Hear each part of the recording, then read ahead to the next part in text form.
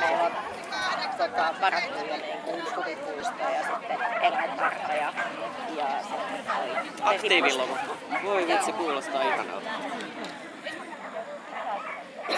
Vähän erilaista. Viikko vai 2 vai? Meillä on 12 päivää yhdessä messussa.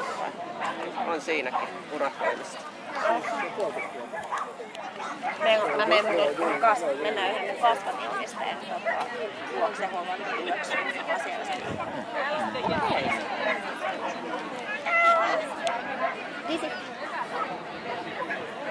Vejenissä me mennään, niin me lähdetään torstaina, me ollaan Tanskassa sitten. Niin, ja tuo keskustelu.